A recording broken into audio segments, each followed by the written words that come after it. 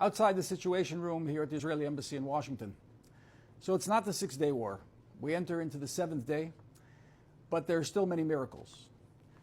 Talent, intelligence, courage, and miracles. We've achieved air superiority over the skies of Iran in 3 days. What Russia did not accomplish over Ukraine in 3 years, we accomplished in 3 days. Iran has 9 times the population that we have and is 75 times larger in territory than we are. Russia has 4 times the population of Ukraine and is 28 times the size of Ukraine. And yet, we achieved air superiority in 3 days. And here's an interesting tidbit about American equipment and Israeli pilots.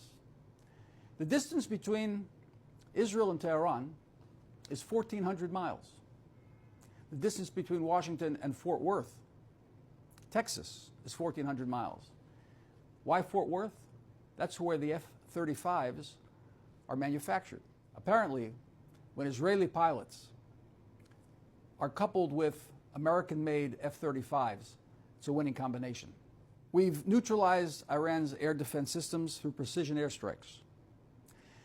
We've assassinated the scientists leading the Iranian Manhattan Project, nuclear scientists preparing the nuclear weapons that Iran was planning. And we've taken out their top generals, top military leaders. The chief of command was taken out Thursday night in a simultaneous attack which killed them all. And he was replaced Friday, and his replacement lasted for 4 days. Not a job description that a lot of people are lining up for right now. So we've destroyed also the missile production centers and storage depots. When you see those clusters of smoke rising, you know that the targets are not population centers like the Iranians shoot their ballistic missiles into our cities. They're sites of production for ballistic missiles and nuclear material. We've taken out their control centers, their communication and propaganda centers, and will continue to do so because our pilots, our entire military, is focused, is committed, our people are resolute, our resilience is strong, and our confidence is high in the justice of this cause. I think it's worth calling your attention to something that the Chancellor of Germany said yesterday, Friedrich Merz. Israel is indeed doing the dirty work on behalf of us all. We too are affected by this regime. This evil regime has brought nothing but death and destruction to the world, with terror attacks, with murder and bloodshed, with Hezbollah, Hamas, October 7th, 2023 in Israel. And none of this would have been possible without the regime in Tehran. I can only say this: I have the utmost respect of the courage of the Israeli army and of the courage of the Israeli leadership in doing what had to be done.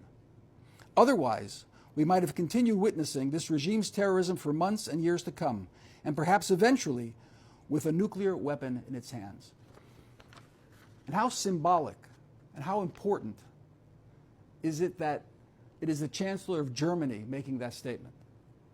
80 years ago, there was another leader of Germany, a little Austrian, who for 15 years talked about taking over Europe and the world. And there were those who appeased him, who said we don't want forever wars. They were isolationists who said, let it go. They've been warning us now for 15 years and nothing has happened, because he started talking about that in 1923. But he didn't have the political and military power to actually start implementing it until 1938. It took almost 15 years. So now when people come and say to us, well, Israel's prime minister has been talking about this for 15 years and nothing has happened, there's a point of combustion.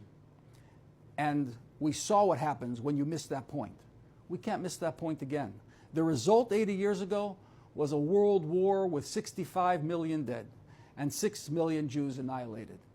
We're not going in that route again, and that's what the Chancellor of Germany apparently understands very well. Our Prime Minister was right. He was right to warn the world for the past decade and a half.